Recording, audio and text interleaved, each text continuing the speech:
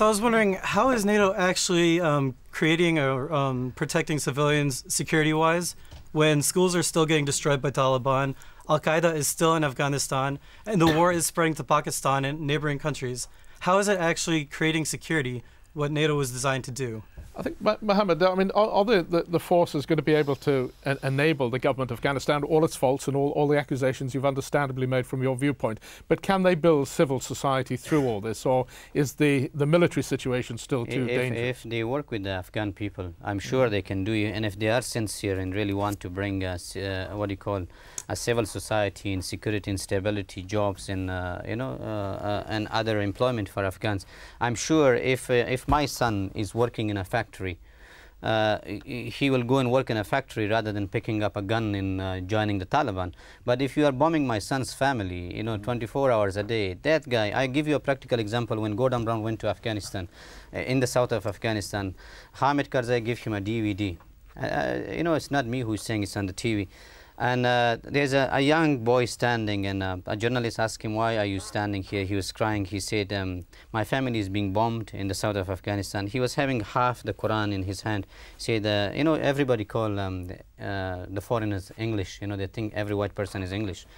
And then the journalist asked him, "What do you want to be now?" He said, "I want to become a suicide bomber." And Karzai gave him that DVD to Gordon Brown and said, "Look, you need to change, your tactics in Afghanistan. And if they change their tactics, provide some sort of employment, reconstructions, spend the billions of dollars which is coming back to Britain and America. It's not spent on Afghans. I'm sure Afghanistan will stand. You made a good point. Chris, there is so much aid going into Afghanistan. Is it starting to make any impact at all? Well, I mean, one of the most striking things about this whole situation is that you look at all the research and all the reports, whether it's Human Rights Watch, Amnesty International, or even the UN annual reports on development about Afghanistan, and they will tell you that certainly since 2003, the situation for ordinary people in Afghanistan has actually got worse.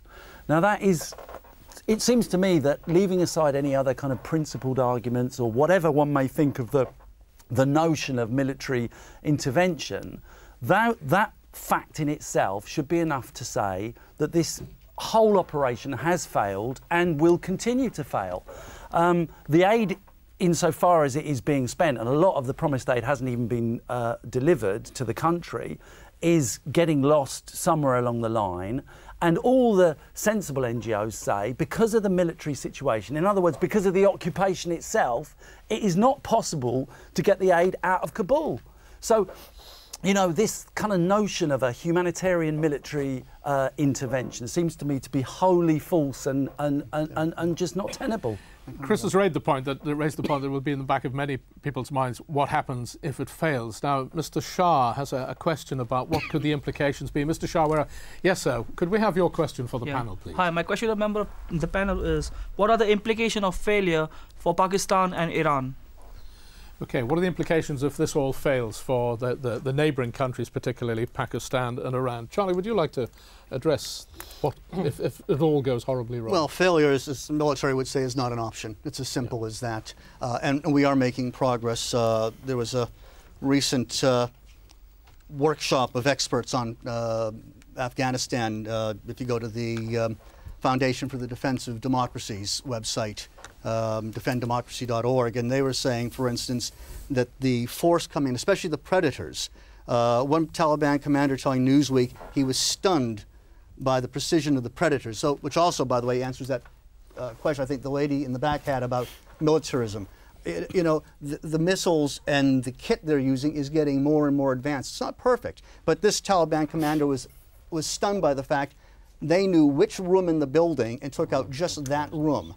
So we are making progress, and I think that is very important. But we have to continue the effort. I'd hate to be before the Battle of Valley Forge or during the American Civil War or maybe D-Day, having someone like Chris sitting in my cabinet table going, "Oh, woe is me, all is lost, all is lost. For the sake of our poor victim soldiers, we must get out."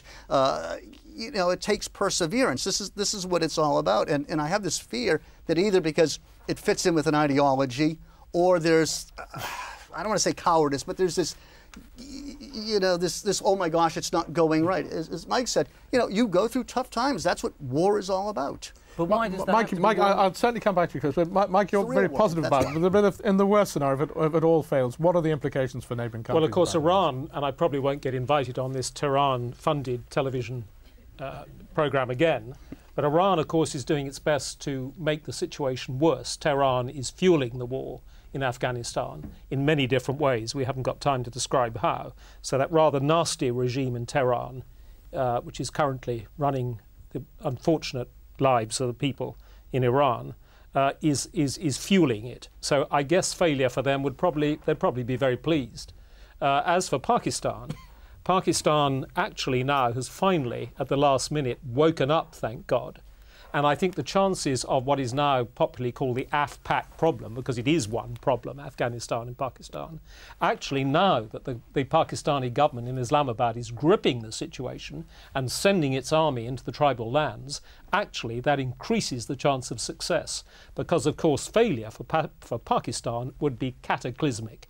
The country would fall apart and God knows what the consequences would be. So for Pakistan, very serious. Iran, God knows, because it's such a nasty regime in Tehran, that I guess they'd probably be thrilled if everyone failed, particularly if the Western forces failed. Well, at least I haven't cut you off and you haven't exploded, so we're all doing very well. Before I bring our other panellists in, I'd like this gentleman in the white T-shirt and the dark shirt. Yes, you, sir. What have you got to say? Yeah. Yeah. My question is that won't it be helpful to achieve the objective in Afghanistan if instead of having forces of NATO and United States in Afghanistan, a Muslim peacekeeping force is deployed over there? I mean, for example, forces from Pakistan, Iran, and Turkey, Bangladesh.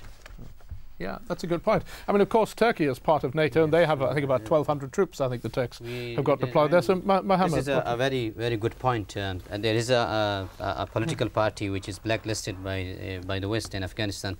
His proposal is exactly your question. He said, the former Prime Minister Hikmatyar, that you know, there is no need for an election just now. You know, we should have an interim government, you know, in Afghanistan.